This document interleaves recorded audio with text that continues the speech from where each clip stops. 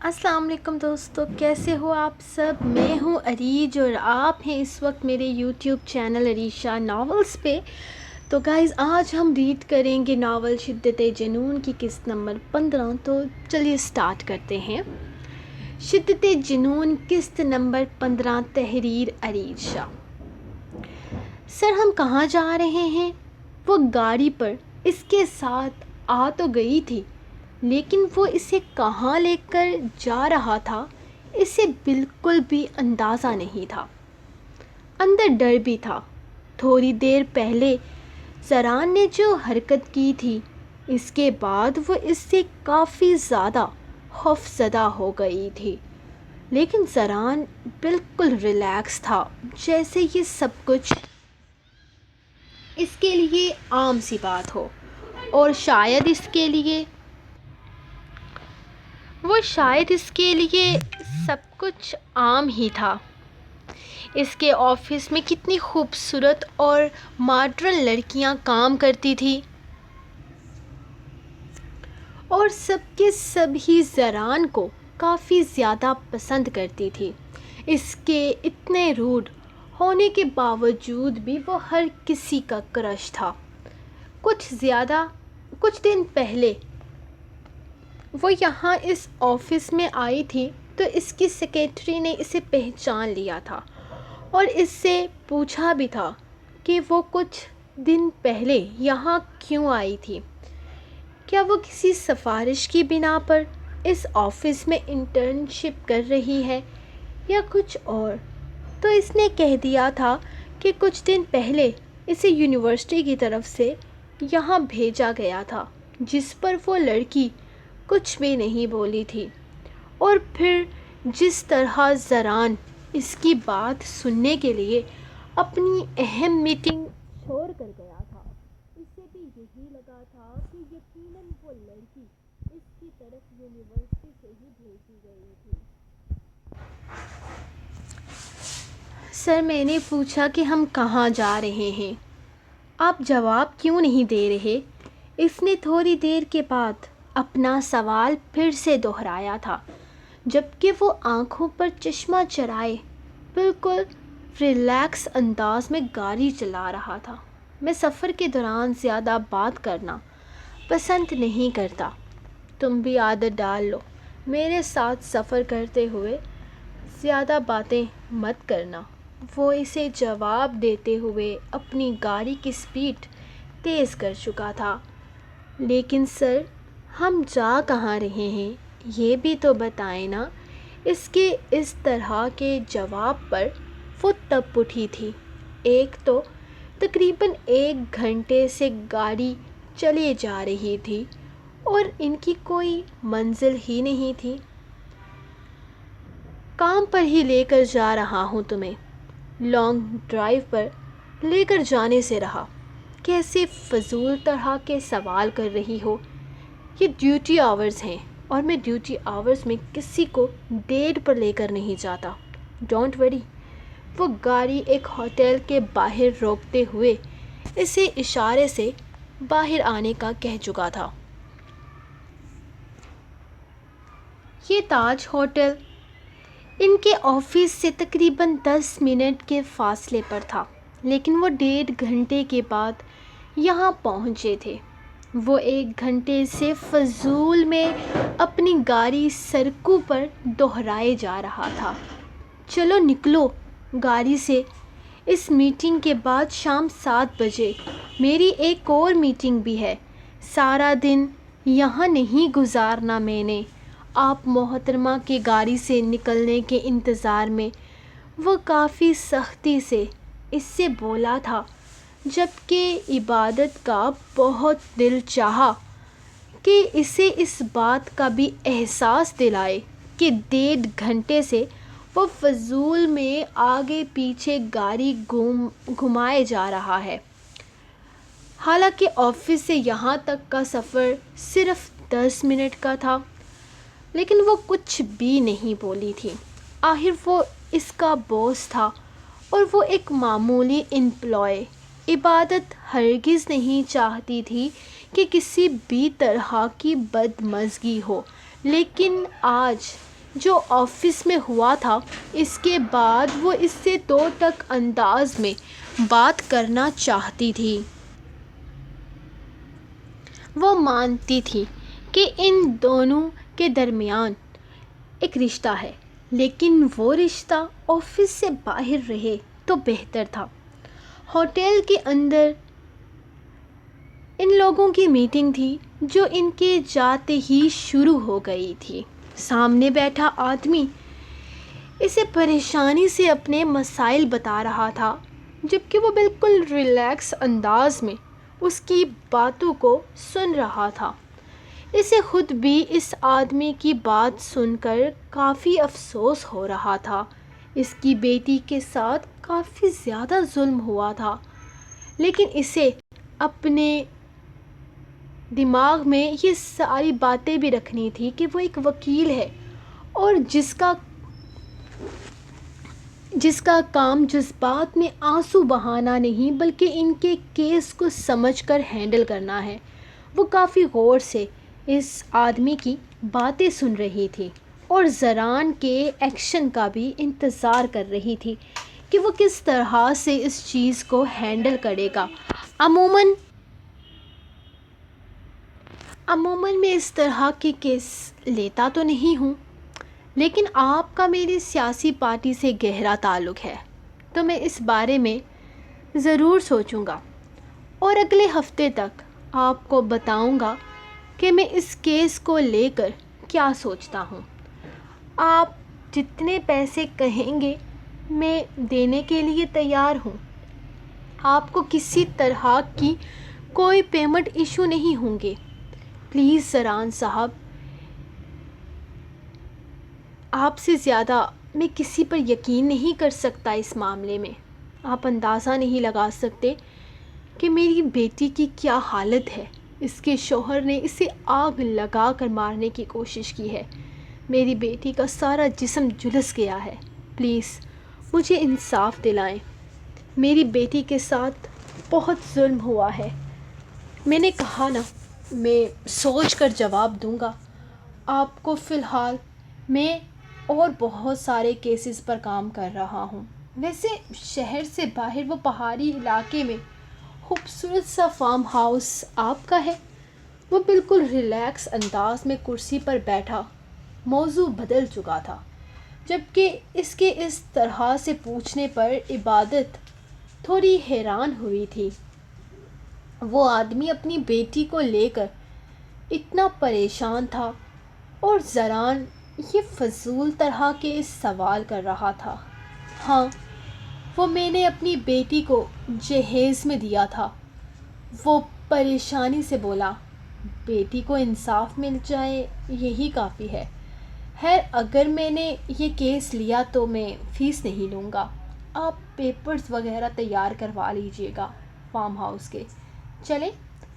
وہ اٹھ کر کھڑا ہوتا عبادت سے مخاطب ہوا تھا، جبکہ وہ بنا سوچے سمجھے اٹھ کر کھڑی ہوتی اس کے پیچھے ہی باہر نکلی تھی۔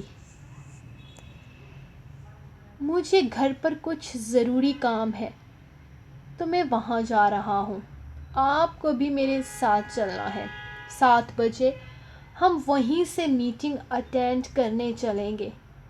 ویسے بھی زیادہ ٹائم نہیں بچا۔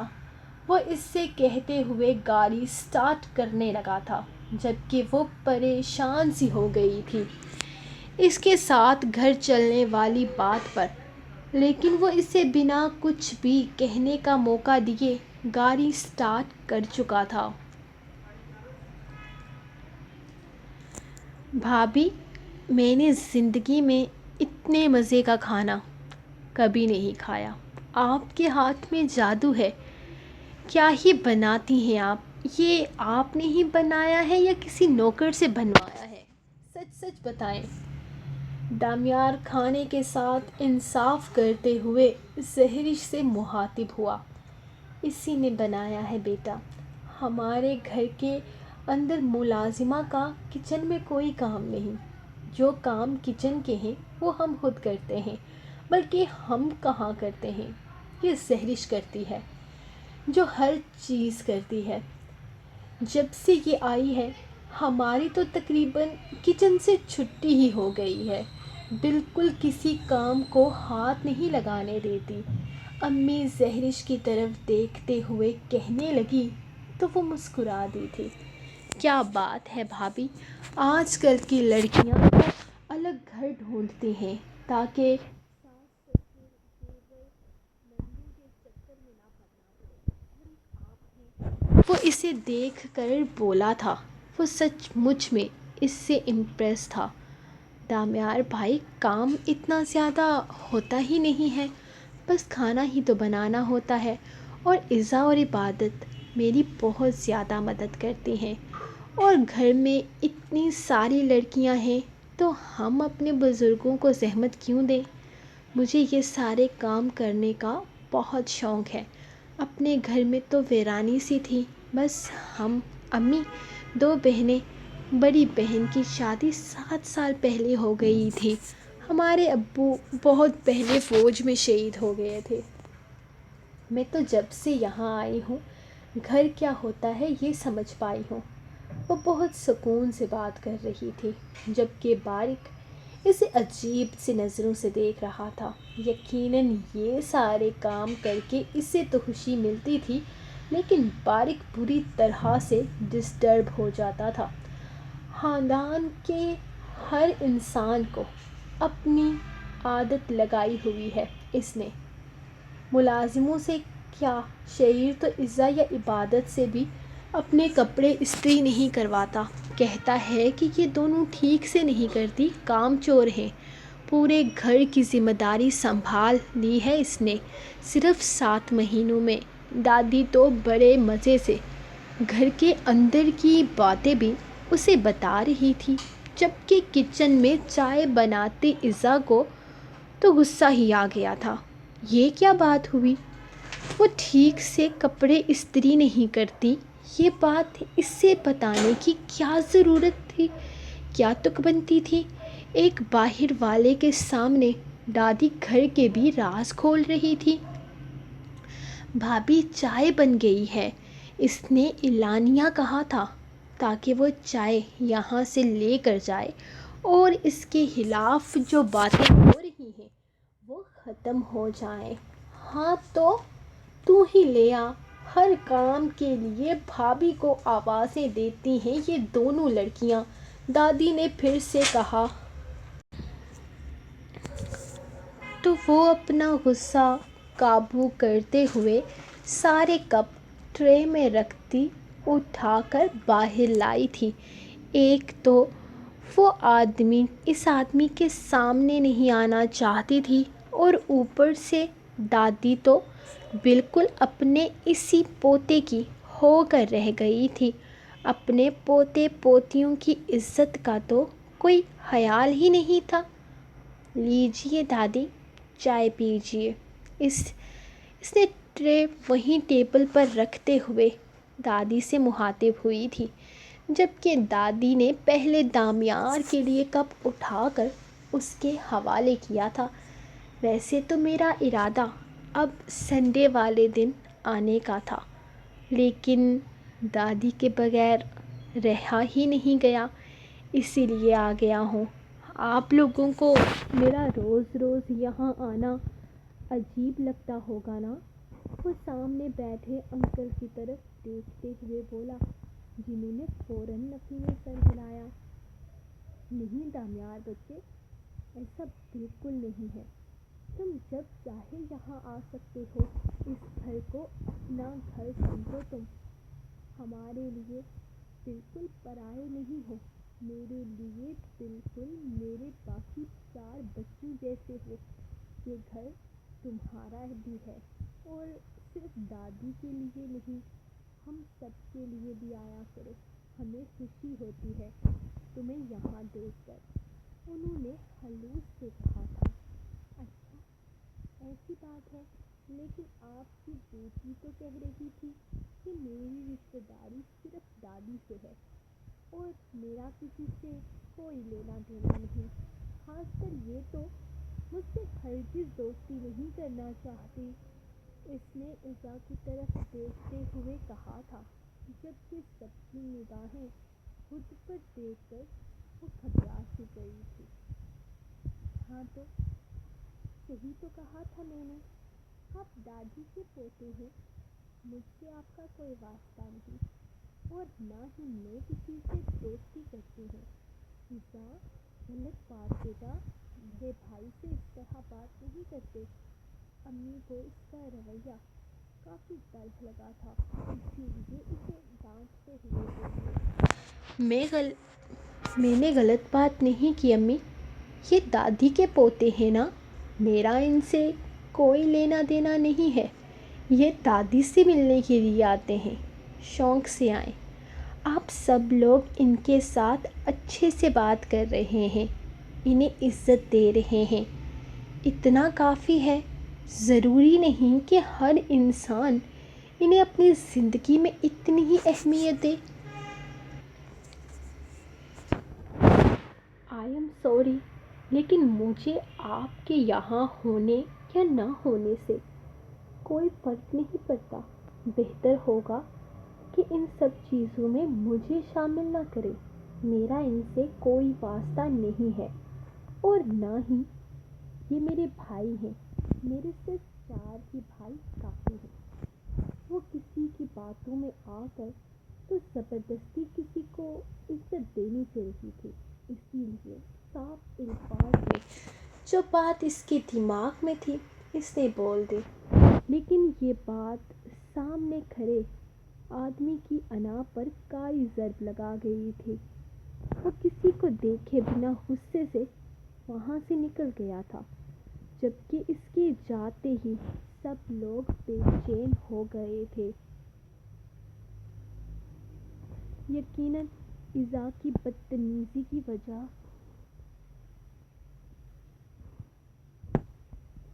سے ہی ہو گیا تھا۔ آ جاؤ، آدھا گھنٹہ ہے ہمارے پاس، تب تک تم یہیں پر رکو، میں اپنا کام ختم کر لیتا ہوں، اس کے بعد ہماری دوسری میٹنگ ہے۔ وہ گاڑی سے نکلتے ہوئے گھر کے اندر چلا گیا تھا، جبکہ وہ خاموشی سے اس کے پیچھے آئی تھی۔ اس دن والا نوکر بھی وہیں سامنے کام کر رہا تھا۔ وہ سامنے صوفے پر جا کر بیٹھ گئی تھی، جبکہ زران کہیں اندر جا چکا تھا۔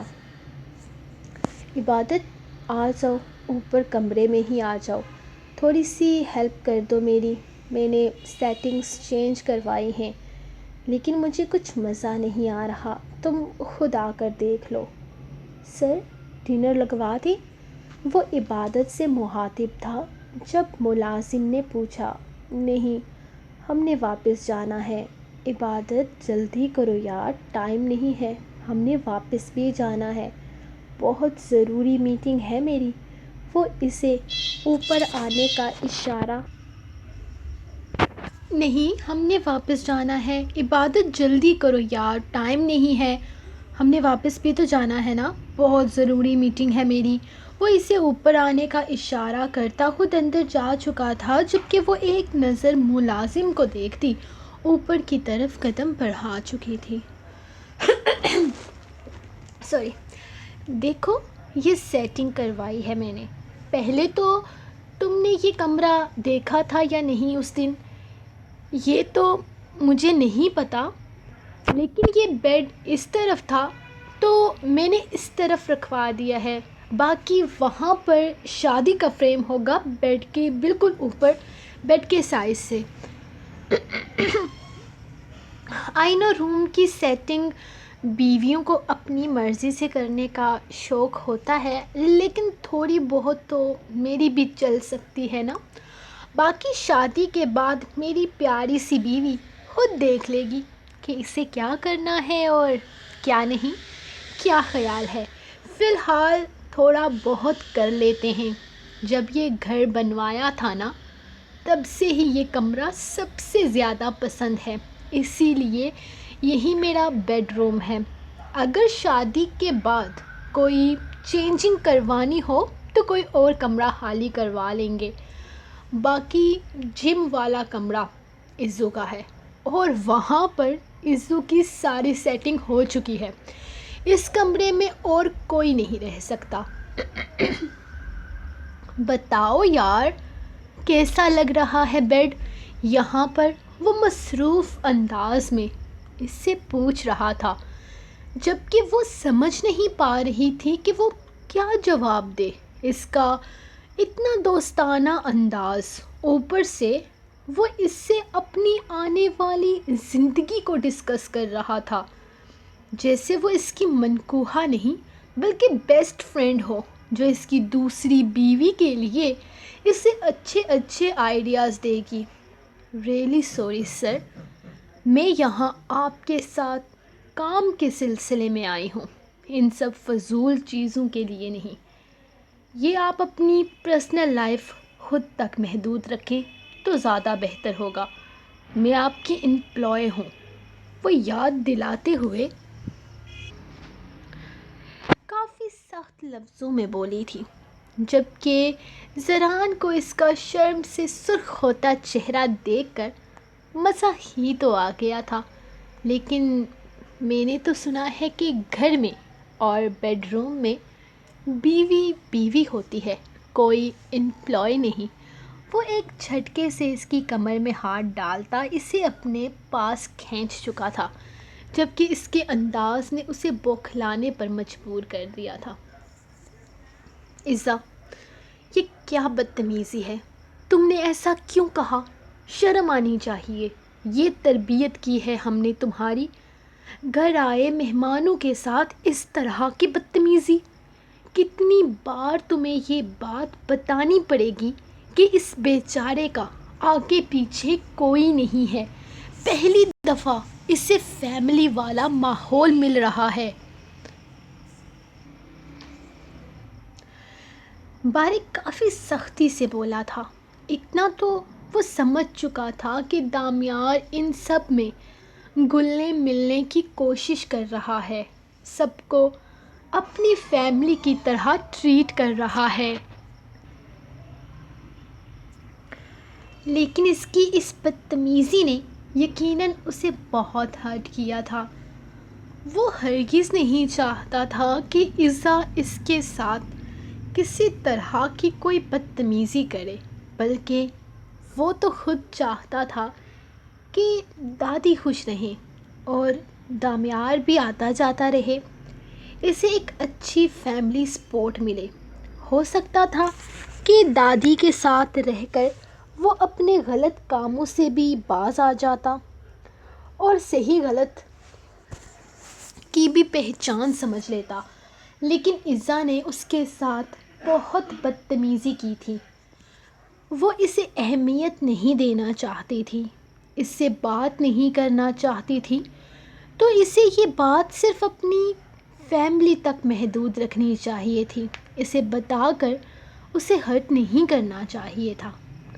ہاں بھائی، میں بھی نوٹ کر رہا ہوں، یہ دامیار کے ساتھ کافی بدتمیزی کرتی ہے.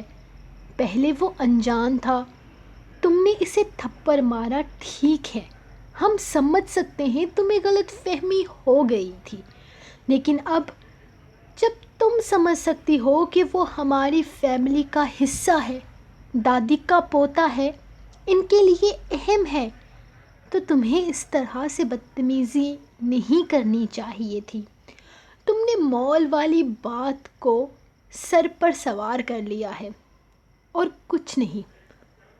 اگر تمہارے تھپڑ کے بدلے اس نے کچھ نہیں کہا تو یہ اس کی اعلیٰ ظرفی ہے، تمہاری بہادری نہیں، ورنہ اس طرح بڑے بازار میں تھپڑ کھا کر کوئی خاموش نہیں رہتا. زبر بھی کافی سختی سے بولا تھا. اسے زبر سے ایسے الفاظ کی امید ہرگز نہیں تھی. اس کا فیورٹ بھائی ہو کر وہ کسی دوسرے تیسرے کا ساتھ دے رہا تھا. میں نے بھی اسے گاڑی میں بہت سمجھانے کی کوشش کی تھی بھائی، لیکن یہ کچھ سمجھنا ہی نہیں چاہتی. یہ سب کچھ ہمارے لیے نہیں، دادی کے لیے ہے. دادی کے لیے ہمیں کمپرومائز کرنا پڑے گا۔ ہمارے ساتھ بھی اس کا ایکسپیرئنس کوئی اچھا نہیں رہا ہے، لیکن وہ بھی تو ساری چیزیں نظر انداز کر کے آگے بڑھنے کی کوشش کر رہا ہے نا۔ ہمیں بھی آگے بڑھنا چاہیے۔ اب کے شہر نے بھی دامیار کا ہی دفاع کیا تھا اور اب اسے سچ مچ میں رونا آنے لگا تھا۔ اس آدمی کی وجہ سے اس کے بھائی اس کے خلاف ہو گئے تھے اور اس نے وہیں صوفے پر بیٹھ کر رونا دھونا مچا دیا تھا۔ وہ تینوں ہی بوکھلا گئے تھے اس کے اس طرح اچانک رونے پر۔ ایزو میرا بچے، میری جان، بارق اس کے رونے پر فوراً پگھلا تھا۔ میں نہیں ہوں آپ کا بچہ، نہیں ہوں میں آپ کی جان، میں کسی کی کچھ نہیں ہوں۔ جائیے اس دامیار شاہ کے پاس، اسی کو اپنا بھائی بنا لیں، اسی سے پیار کریں۔ میں بری ہوں، بدتمیز ہوں، وہ نیک پروین ہے، وہ غصے سے بولی تھی۔ ایزو ایسے نہیں کہتے۔ اس کے رونے پر زبر بھی نرم پڑ گیا تھا۔ ہاں، ایسے نہیں کہتے، اس سے بھی زیادہ گندا کہتے ہیں۔ ایک نمبر کا ڈیش ڈیش ڈیش ہے وہ، اور اس ڈیش میں وہی سارے لفظ آتے ہیں جو مجھے بدتمیز کرتے ہیں۔ آپ رہ گئے، آپ بھی بول لیجئے، بلکہ آپ بھی بہت کچھ بول چکے ہیں۔ مجھے اس گھر میں رہنا ہی نہیں ہے۔ آپ تینوں کو بھائی مل گیا نا، تو بہن کی ضرورت نہیں رہی ہوگی۔ چلی جاتی ہوں میں یہ گھر چھوڑ کر۔ وہ غصے سے بولتی کمرے سے نکل گئی تھی، جبکہ وہ تینوں ایک دوسرے کو دیکھتے ہوئے اس کے پیچھے بھاگے تھے۔ ایزو بچے، بات کو سمجھو۔ بارق اس کے پیچھے پیچھے دروازے تک آیا تھا۔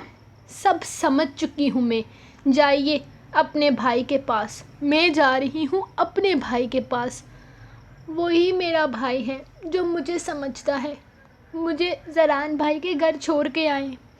اس گھر میں نہیں رہوں گی، اس گھر میں کوئی مجھ سے پیار نہیں کرتا، وہ ڈرائیور چاچا سے کہہ رہی تھی، جبکہ وہ تینوں اسے روکنے کی کوشش کرتے ہوئے اسے سمجھا رہے تھے، جبکہ وہ کسی کی بھی سنے بغیر چاچا کو گاڑی چلانے کا کہہ چکی تھی۔ کیا ہوا بیٹا؟ یہ باہر اتنا شور کیوں ہے؟ اور ایزو کدھر گئی ہے؟ بابا اور چاچا جلدی سے باہر نکلے تھے۔ وہ ایزو ہم سے ناراض ہو کر زران کے پاس چلی گئی ہے۔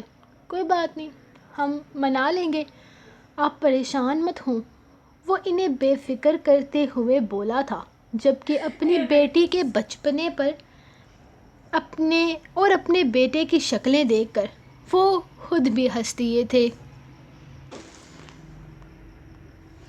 اس کے اچانک کھینچنے پر وہ بری طرح سے اس کے بازوؤں میں آ گری تھی۔ اس کے پورے جسم پر کپکپاہٹ طاری ہو گئی تھی، جبکہ اس کی کپکپاہٹ کو محسوس کرتے ہوئے وہ آہستگی سے اسے اپنے قریب کرتا اس کے ماتھے پر اپنے لب رکھتا آنکھیں بند کر گیا تھا۔ اس لڑکی میں ایک مقناطیسی سی کشش تھی جو زران کو اپنی طرف کھینچتی تھی۔ اس کی اتنی قربت پر وہ بے حال ہوتی اس کی اپنے اور اس کے درمیان فاصلہ قائم کرنے کی کوشش کرنے لگی۔ تم بہت نادان ہو میری جان، اپنے شوہر کے جذبات سمجھنے کے بجائے تمہیں کام کی فکر کھائے جا رہی ہے۔ خود پر اتنا بوجھ مت ڈالو، سارا بوجھ اٹھانے کے لیے زران شاہ کافی ہے۔ وہ آہستہ سے اس کا چہرہ تھامے اس کے ہونٹوں پر جھکنے لگا تھا۔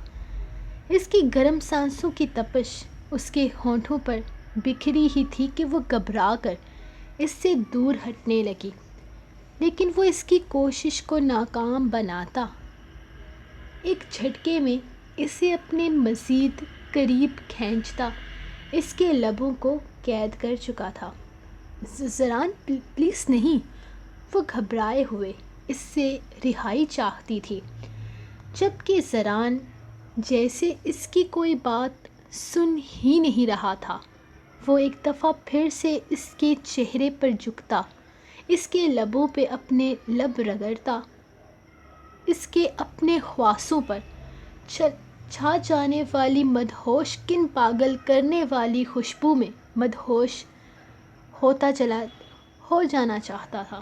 اور ایسے میں اس سے اگر کچھ بھی برا لگ رہا تھا تو وہ تھا اس کا گریز، جو وہ اس سے دور جانے کی کوشش کر رہی تھی۔ اس دفعہ اس کے پیچھے ہٹنے پر وہ ایک جھٹکے میں اس کا چہرہ دبوچتا اس کے لبوں کو پوری شدت سے قید کر چکا تھا۔ اپنے لبوں کی پیاس بجھاتا وہ پیچھے ہٹنے ہی والا تھا کہ اچانک اسے چھوڑنے پر وہ بیڈ پر جا گری۔ اس کے گرنے پر اس کے لب مسکرائے تھے، جبکہ آنکھوں میں جیسی کوئی مدہوشی سی اتر آئی تھی۔ وہ شاید مزید اس کے قریب آنا چاہتا تھا، شاید وہ اس کی رخ میں اتر جانا چاہتا تھا۔ اپنی شرٹ کے اوپری بٹن کھولتا وہ مزید اس کے قریب آتا۔ اس کی سانسوں میں ہلچل سی مچا گیا تھا جب نیچے سے اچانک ایزا کی آواز آنے لگی۔ اس کی آواز پر وہ دونوں ہی پریشان ہوئے تھے، جبکہ زران اپنی شرٹ کے بٹن بند کرتا تیزی سے باہر نکلا تھا۔ بھیا میں گھر چھوڑ کر آ گئی ہوں، ہمیشہ کے لیے آپ کے پاس۔ اب میں واپس نہیں جاؤں گی۔ وہ سیڑھیاں طے کرتی اس کے پاس آتی اس کے سینے سے لگ چکی تھی، جبکہ کمرے سے نکلتی عبادت کو دیکھ کر وہ پریشان ہو چکی تھی۔ سر میں چلتی ہوں، میرے ڈیوٹی ہاورز ختم ہو چکے ہیں۔ وہ ایزا کو اسی طرح سے حیرت کا مجسمہ بنے دیکھ تیزی سے سیڑھیوں سے اترتی باہر بھاگ گئی تھی، جبکہ باہر ہی چچا اسے دیکھ کر پریشان ہوئے تھے۔ بیٹا آپ یہاں کیا کر رہی ہیں؟ گھر جا رہی ہیں؟ آئیے میں لے چلتا ہوں، میں گھر ہی جا رہا ہوں۔ وہ اس کے لیے گاڑی کا دروازہ کھولتے ہوئے بولے۔ جی چچا لے چلیں، یہاں میٹنگ ہونے والی تھی اسی لیے میں آئی تھی۔ وہ جلدی سے گاڑی کا دروازہ کھولتے انہیں مختصر سا جواب دے چکی تھی۔ میری جان اب گھر چھوڑ کر آ ہی گئی ہو تو بس ٹھیک ہے نا، اتنا پریشان ہونے کی ضرورت نہیں۔ دیکھنا وہ خود ہی آئیں گے تم سے معافی مانگنے کے لیے، سوری بولیں گے اور پھر تمہیں اپنے ساتھ لے کر جائیں گے۔ دیکھنا صبح ہی آ جائیں گے وہ تمہیں منانے کے لیے۔ چلو باہر کہیں چل کر اچھا سا کھانا کھاتے ہیں، میرے بچے نے کچھ کھایا بھی نہیں ہوگا۔ وہ پیار سے اس کے بال سہلاتے ہوئے بول رہا تھا۔ کسی کو احساس نہیں ہے میرا، اتنے زور سے ڈانٹا مجھے، وہ بھی اس دامیار شاہ کے لیے۔ اب میں نے بھی سوچ لیا ہے، میں گھر جاؤں گی ہی نہیں، پکا گھر چھوڑ دیا ہے میں نے۔ آپ کے پاس رہوں گی ہمیشہ، صرف آپ ہی بھائی ہو میرے، ورنہ باقی سب تو اتنے گندے ہیں۔ وہ زران کے گرد اپنی باہوں کا حصار مضبوط کرتے ہوئے بولی تو زران نے بڑی مشکل سے اپنی ہنسی قابو کی تھی۔ اب میں تب تک گھر واپس نہیں جاؤں گی جب تک سب آ کر مجھ سے سوری نہیں کرتے۔ اس کے ارادے مضبوط تھے۔ ہاں بالکل ایسا ہی کرنا چاہیے، کوئی ضرورت نہیں ہے تمہیں گھر واپس جانے کی، یہیں رہو، زران نے فل ساتھ دیتے ہوئے کہا تھا۔ کتنا مان تھا مجھے اپنے بھائیوں پر، سوچا تھا سالگرہ آنے والی ہے تو وہ 32,000 کے برانڈ والے جوتے گفٹ میں لوں گی۔ آپ کو پتہ ہے وہ میری سہیلی ہے نا سہرش، اس کی شادی ہوئی نا تو اس کے ہسبینڈ نے اسے پورے 32,000 کے جوتے گفٹ میں دیے۔ ایسے ویڈیو میں مجھے دکھا رہی تھی، ایسے وہ بڑے انداز میں ہاتھ ہلا ہلا کر اسے بتا رہی تھی۔ اس کے انداز پر زران نے اپنی مسکراہٹ روکی تھی۔ میں نے کہا کہ میں نے بھی ایسے جوتے لینے ہیں، تو آگے سے کہتی ہے ایسے جوتوں کے لیے شادی کرنی پڑے گی۔ میں نے بھی بول دیا بھاجی میرے 4 بھائی ہیں، 8 ہزار روپے دیں گے تو بھی میرے جوتے آ جائیں گے۔ مجھے شادی وادی کے چکر میں پڑنے کی ضرورت نہیں ہے، لیکن اب تو ہو گیا کبارہ۔ میرے بھائیوں نے مجھے ناراض کر دیا، اب تو میں ان سے بات ہی نہیں کروں گی، اب میں ان سے کچھ لوں گی ہی نہیں۔ میری انا کا مسئلہ ہے، بس آپ ہی میرے بھائی ہو۔ وہ اسے تفصیل بتاتی ایک بار پھر سے اس کے گرد اپنی باہوں کا حصار بنا چکی تھی۔ زران ہلکا سا مسکرایا، یعنی کہ یہ 32,000 والا بل مجھ پر پھٹنے والا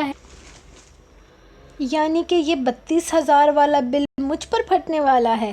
وہ اس کا چہرہ ذرا سا اونچا کرتے ہوئے پوچھنے لگا تو اس نے زور و شور سے ہاں میں گردن ہلائی تھی۔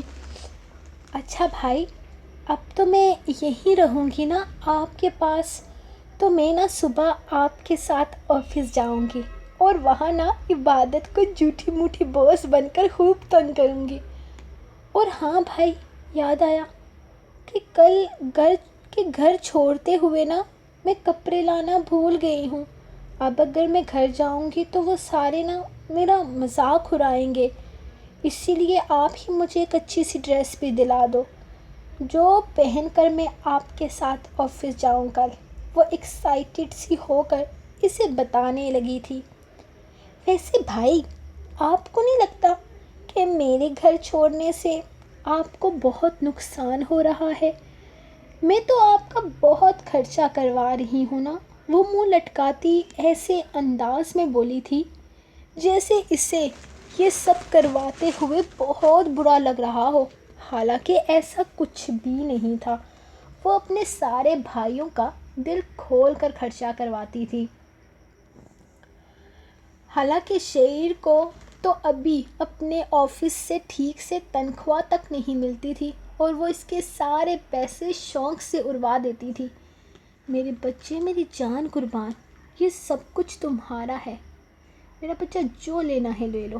ویسے بھی اب تم گھر چھوڑ کر میرے پاس آ گئی ہو، 1-1.5 ہفتے کے لیے تمہیں شاپنگ کر لینی چاہیے۔ 1-1.5 ہفتہ؟ تو آپ کو لگتا ہے وہ لوگ مجھے منانے نہیں آئیں گے؟ وہ چیخ اٹھی تھی۔ ارے وہ لوگ منانے کے لیے آئیں گے تو کیا تم اٹھ کر چل دو گی؟ تھوڑے نخرے بھی تو دکھانے ہیں نا تم نے، اسی لیے 1-1.5 ہفتے تک تم کہیں نہیں جا رہی۔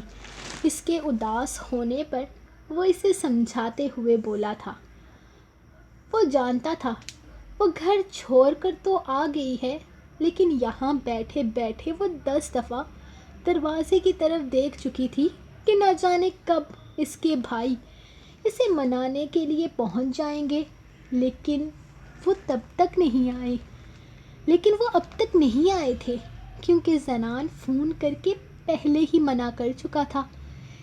اس کا کوئی ارادہ نہ تھا اسے جانے دینے کا۔ پہلی دفعہ اس کی بہن اس کے پاس رہنے کے لیے آئی تھی تو وہ ہرگز اسے یوں واپس نہیں جانے دینے والا تھا۔ ہاں بالکل، نخرے تو بنتے ہیں، 5 دفعہ آئیں گے پھر جاؤں گی۔ نہیں، 5 دفعہ تھوڑا زیادہ ہو جائے گا نا، 3 دفعہ آ کر مجھے سوری بولیں گے، مجھے خوب ساری شاپنگ کروائیں گے اور وہ 32,000 والے جوتے بھی لے کے دیں گے، پھر جاؤں گی میں۔ لیکن 32,000 والے جوتے تو میں لے کر دے رہا ہوں نا، زران نے فوراً کہا۔ ارے میرے معصوم سے بھائی، آپ تو وائٹ میں لے کر دیں گے نا، ان سے میں بلیک میں لوں گی، 2 لوں گی، سہرش کو دکھاؤں گی کہ باجی تجھے شادی کر کے ایک برانڈڈ جوتوں کا جوڑا ملا ہے، مجھے بنا شادی کے 2 مل گئے ہیں۔ اس کو ٹشن پشن بولتے ہیں، آپ نہیں سمجھتے۔ چلیں اب شاپنگ پر چلیں، ٹائم نہیں ہے، مجھے نا باس بننے کی تھوڑی بہت پریکٹس بھی کرنی ہے۔ وہ اس کا بازو پکڑے اسے اپنے ساتھ گھسیٹتے ہوئے لے کر جا رہی تھی، جبکہ زران اس کے ساتھ وقت گزارنے کے لیے اپنی میٹنگ کینسل کر چکا تھا۔ سو گائز، یہ تھی آپ لوگوں کی آج کی ایپیسوڈ۔ یقیناً آپ کو پسند آئی ہوگی۔ صرف لائک، کامنٹ، شیئر اور سبسکرائب کرنے کا ہی بولتی ہوں نا، کیا بہت زیادہ مانگتی ہوں میں تم لوگوں سے؟ نہیں نا، تو لائک کرو، کامنٹ کرو، شیئر بھی کرو، سبسکرائب بھی کرو، سب کچھ کرو۔ اور ہاں، یاد آیا، اگلی قسط کا انتظار بھی کرو۔ اور ہم ملیں گے آپ کو نیکسٹ ایپیسوڈ میں کل۔ تب تک کے لیے اپنا رکھ دو اجازت اور دعاؤں میں یاد رکھیں۔ اللہ حافظ۔